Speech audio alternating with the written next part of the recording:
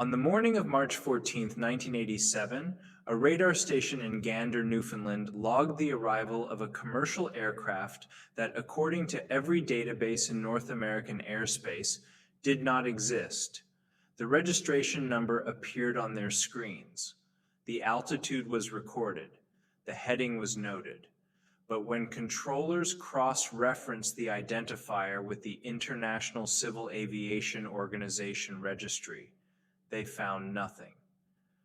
No airline had filed a flight plan under that call sign. No aircraft matching that transponder code was scheduled to be in Canadian airspace that day. And yet, for 11 minutes, the radar return was undeniable. What followed was not a dramatic search and rescue operation. There was no wreckage, no distress signal, no missing persons report. Instead, what unfolded was a series of quiet, bureaucratic contradictions that would take investigators nearly 2 years to document, and which they would ultimately decline to explain. This is the account of that flight, assembled from air traffic control recordings, maintenance logs, fuel consumption records, and sworn testimony from personnel who were on duty that morning. The aircraft in question was real. The people aboard were real. And the data captured that day remains, to this hour, filed, but not reconciled. 4 days earlier, on March 10, 1987, a Douglas DC-862, operated by a now-defunct charter carrier, departed Miami International Airport at 6:43 in the morning, local time. The flight was designated as Charter Flight November Tango 715. It carried a crew of 9 and 73 passengers, most of them contract workers returning to a mining operation in Labrador. The aircraft commander was a 41-year-old former Air Force pilot with just over 8,000 hours on type. His first officer had been with the company for 3 years. Both men were described in their personnel files as competent, current on their training, and without incident.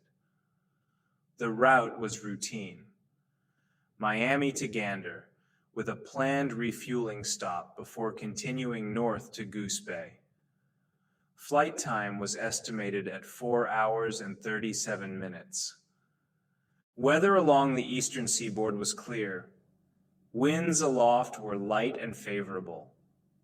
The aircraft departed on time, climbed to flight level 330, and established contact with Miami Center at 6:51.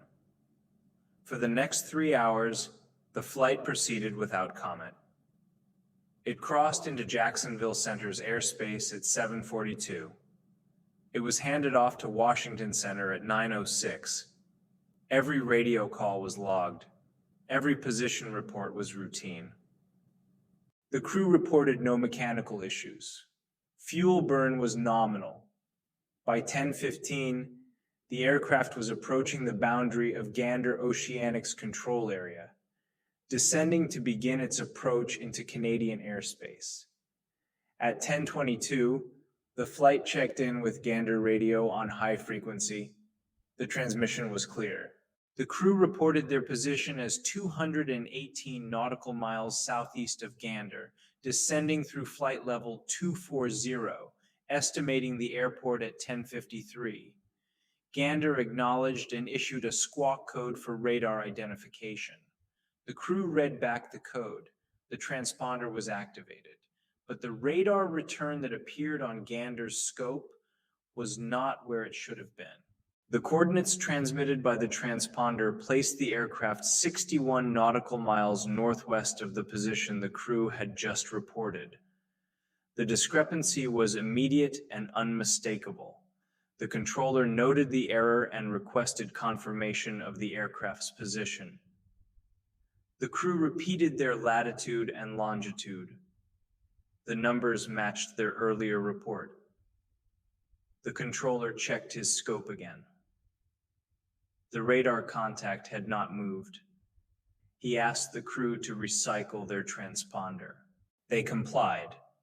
The return blinked off, then reappeared in the same location, now squawking the correct code, but still displaying a position that did not align with the flight's reported coordinates. The controller made a note in his log and advised the crew that radar contact was established, but that there appeared to be a navigation system error. The crew acknowledged and said they would verify their instruments. 3 minutes passed. The crew called back and confirmed that all navigation systems were functioning normally. Their onboard inertial reference system, their VOR receivers, and their GPS unit, which was recently installed and still considered supplemental, all agreed. They were where they said they were. The controller did not argue. He simply noted the discrepancy and instructed the flight to continue their descent. The radar return, however, remained in a position that suggested the aircraft was far closer to Gander than the crew believed. At 10:31, a second radar station picked up the same transponder code. This station was located at Stephenville on the western coast of Newfoundland, more than 200 miles from Gander. Under normal circumstances, an aircraft at flight level 240 would not yet be visible to Stephenville's radar from that range, but the return was strong and consistent. The transponder code matched. The Mode C altitude readout was clear. Stephenville logged the contact and contacted Gander to coordinate. The supervisor on duty at Gander reviewed both radar displays. He saw the same aircraft, squawking the same code, appearing simultaneously on two different scopes in two locations that were geographically impossible for a single airframe. He instructed both controllers to maintain the tracks and to request the crew verify their transponder was functioning correctly. The crew confirmed it was.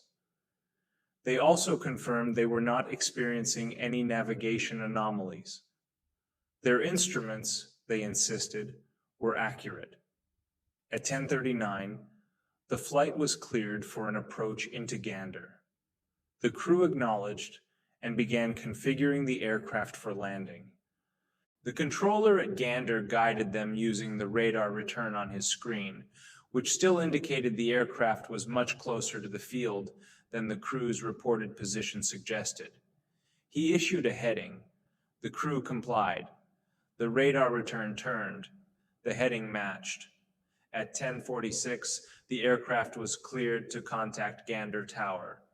The crew switched frequencies and reported they were on a 6-mile final. The tower controller looked out his window. The sky was clear. Visibility was greater than 10 miles. He could see no aircraft on approach. He checked his radar repeater. The return showed the flight at 4 miles, descending through 800 feet. He transmitted and asked the crew to confirm they had the runway in sight. The crew responded immediately.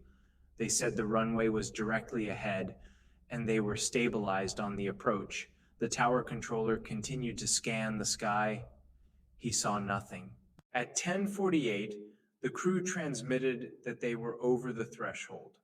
The tower controller, still seeing no aircraft, acknowledged and cleared them to land. He watched the radar return descend to ground level and then disappear from the screen as the transponder signal ceased. He waited. He scanned the runway with binoculars. No aircraft appeared, no landing lights, no smoke from the tires, no dust. The runway was empty. He keyed his microphone and called the flight. There was no response. He called again. Silence.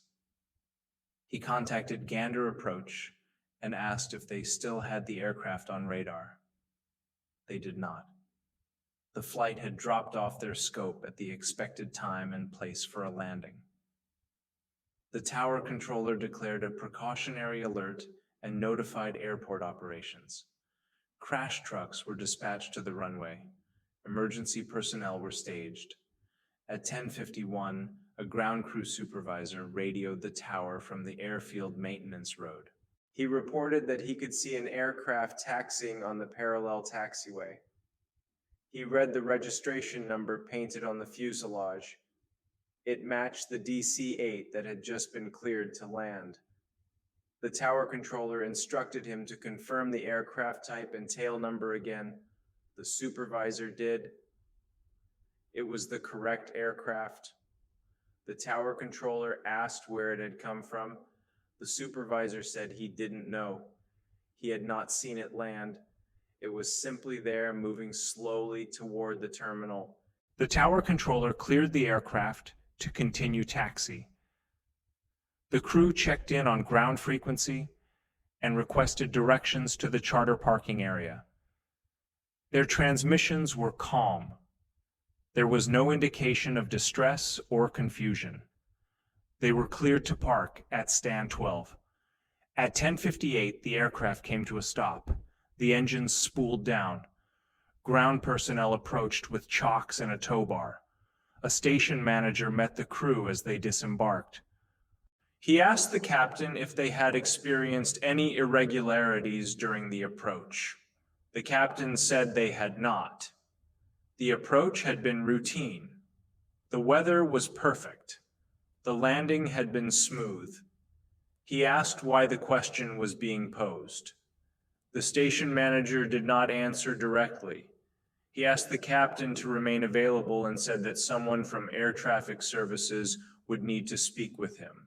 Within the hour, a representative from the Canadian Aviation Safety Board arrived at the airport. He interviewed the crew separately. He asked them to describe their flight from Miami in detail. He asked them to specify the exact time they had crossed into Canadian airspace. He asked them to provide their fuel logs and their navigation records. The crew complied. They were cooperative and showed no signs of evasion or uncertainty. Their account was consistent across all 4 flight deck personnel. According to their logs, they had departed Miami at 6:43, as recorded. They had flown a standard routing. They had made position reports at the appropriate intervals.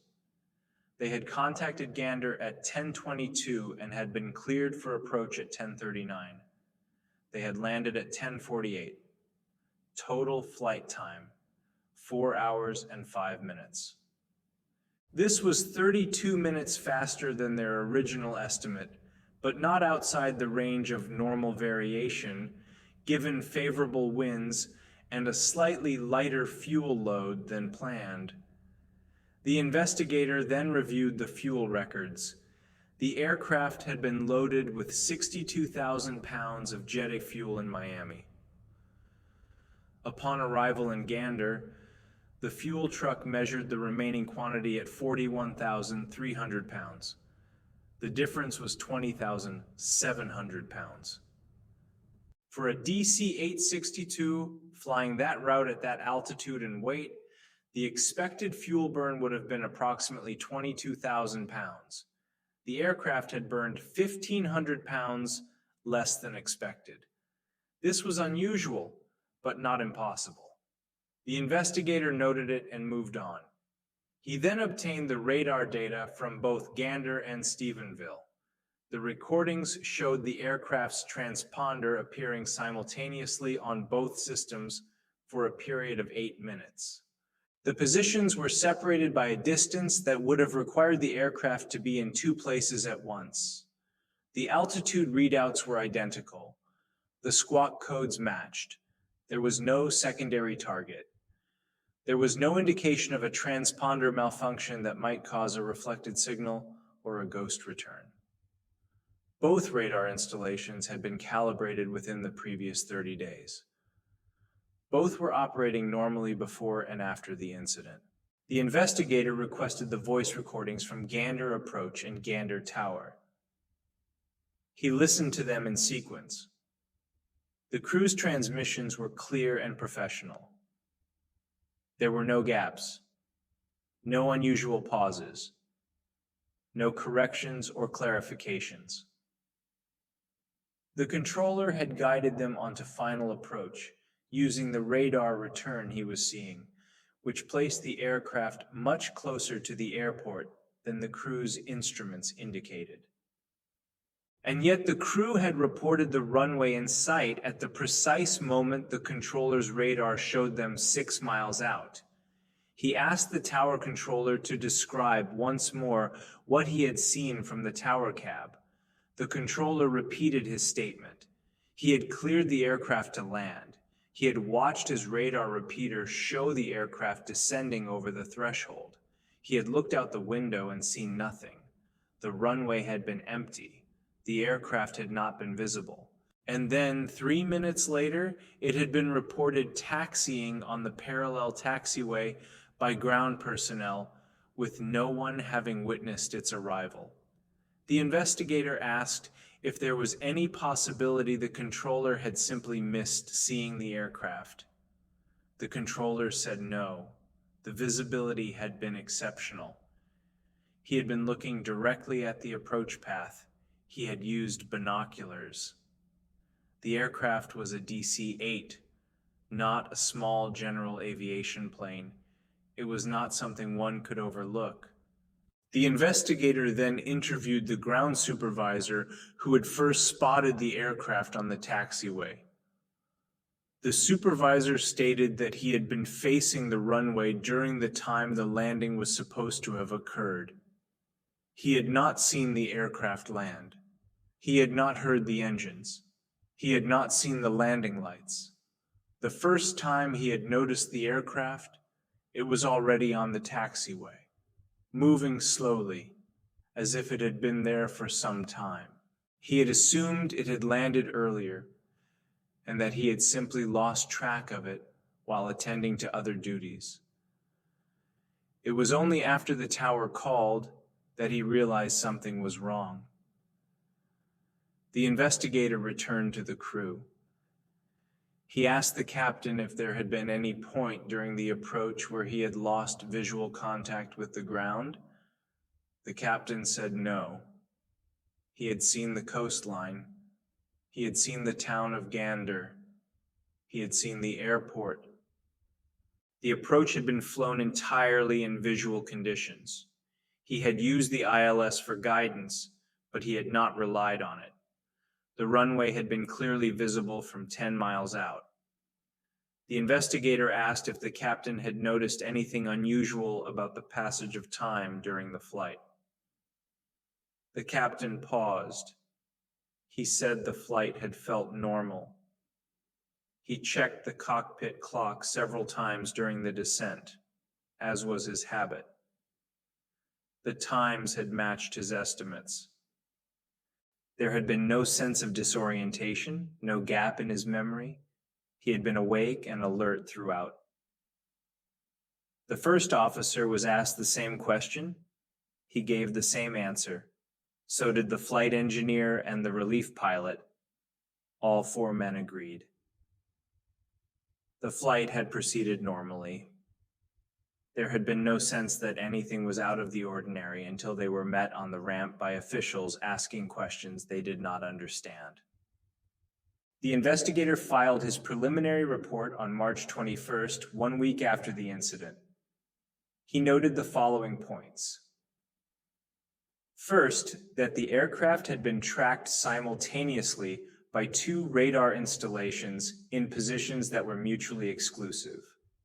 Second, that the fuel burn was lower than expected by a margin that suggested a shorter flight time, though not by enough to account for the spatial discrepancy. Third, that the aircraft had not been visually observed during its landing by personnel who should have seen it, despite optimal visibility. Fourth, that the crew's account was internally consistent and showed no indication of fabrication or confusion. He made no attempt to reconcile these facts. He recommended that the aircraft be inspected for transponder malfunction and that the radar installations be tested for calibration errors. Both recommendations were carried out within the following 2 weeks. The transponder was found to be functioning correctly. The radars were within specification. No technical faults were identified. A follow-up investigation was initiated in June of 1987. A more senior investigator reviewed all available documentation and conducted additional interviews. He obtained meteorological data for the region on March 14th and found no atmospheric conditions that would explain radar anomalies. He examined the possibility of signal interference from military aircraft or other sources. None were identified. He considered the possibility of crew error or miscommunication. The evidence did not support it. He also reviewed the flight recorder data. The DC-8 in question was not equipped with a modern digital flight data recorder, but it did carry a foil-type device that recorded altitude, airspeed, heading, and time on a continuous loop. The data from that recorder was extracted and analyzed. It showed a normal descent profile. The timestamps on the recorder matched the crew's reported times. The altitude and airspeed were consistent with a stabilized approach. There were no gaps, no irregularities. The recorder showed the aircraft doing exactly what the crew said it had done. The investigator also requested the passenger manifest and attempted to interview several of the passengers. Most were workers returning to remote sites and were difficult to locate. Of the 11 passengers who were reached, none reported anything unusual. Several recalled that the flight had been smooth and uneventful. One passenger mentioned that he had looked at his watch shortly after landing and had been surprised the flight had arrived slightly early, but he attributed this to favorable winds. No one reported any sense of lost time or disorientation. The investigator concluded his report in January of 1989. His summary was brief. He stated that the evidence indicated a flight had occurred as described by the crew, but that the radar data and visual observations from ground personnel were inconsistent with that account in ways that could not be explained by known technical or human factors. He did not offer a hypothesis. He recommended the file be retained for reference in the event similar incidents were reported in the future. No similar incidents have been reported. The aircraft itself was retired from service in 1991 and was eventually scrapped in a desert facility in Arizona. The crew members went on to fly other routes for other carriers. The captain retired in 1998. The first officer continued flying until 2003. Both men declined to be interviewed for follow-up articles or documentaries. When contacted years later by independent researchers, the captain would say only that the flight occurred as he remembered it, and that he had no further comment. The radar tapes from Gander and Stephenville were preserved in the archives of the Canadian Aviation Safety Board. They remain there today. The tapes show with clarity a single aircraft transmitting a single transponder code appearing in two locations simultaneously, separated by a distance of 61 nautical miles for a period of 8 minutes. The altitude readout is identical on both. The heading is identical. The speed is identical. There is no second aircraft. There is no ghost return. There is simply one target in two places, tracked by two independent systems. The tower controller who cleared the aircraft to land and who saw nothing on the runway retired from air traffic services in 1995. In a private conversation with a colleague years after the incident, he was asked if he still thought about that day. He said he did. He was asked what he believed had happened. He said he didn't know. He was asked if he thought the aircraft had been there on the runway when he cleared it to land. He said he didn't see it, but the radar said it was there. The crew said it was there, and 3 minutes later, it was on the taxiway. He was asked where he thought it had been during those 3 minutes. He did not answer. The file on Charter Flight November Tango 715 remains open in the archives of the Transportation Safety Board of Canada. It is classified as unresolved. The case number is TSB 87AA034. The documentation includes 17 interviews, 4 technical reports, 63 pages of radio transcripts, 11 minutes of radar data, and 1 fuel receipt showing an aircraft that burned 1,500 pounds less fuel than it should have, over a distance it should not have covered, in a time no one can account for. No regulatory action was taken. No violations were filed. No further flights by the same crew or aircraft were flagged or monitored. The incident was recorded, documented, and filed, and then it was left alone. In the years since, a small number of researchers and aviation historians have attempted to obtain more detailed information. Requests for additional documentation have been declined. The crew members, as noted, have refused interviews. The passengers have not come forward. The radar data has never been released to the public in full. What remains available are the summary reports, the basic facts, and the knowledge that on the morning of March 14, 1987, a commercial aircraft with 82 people aboard landed at an airport where no one saw it arrive. The only certainty is this: the flight happened, the aircraft existed, the crew was real, the passengers were real, the radar recorded it, the tower cleared it, the fuel was burned, the logs were signed. And somewhere in the 11 minutes between the first radar contact and the moment ground personnel saw the aircraft taxiing, something occurred that every system designed to track, record, and verify the location of an aircraft in controlled airspace failed to capture in a way that makes sense. What remains is not a mystery in the dramatic sense. There was no crash, no loss of life, no wreckage to recover or families to notify. There is only the gap between what the instruments recorded and what human eyes observed. And that gap, narrow as it is, has never been closed. If you follow aviation mysteries and unexplained incidents, subscribe for future investigations.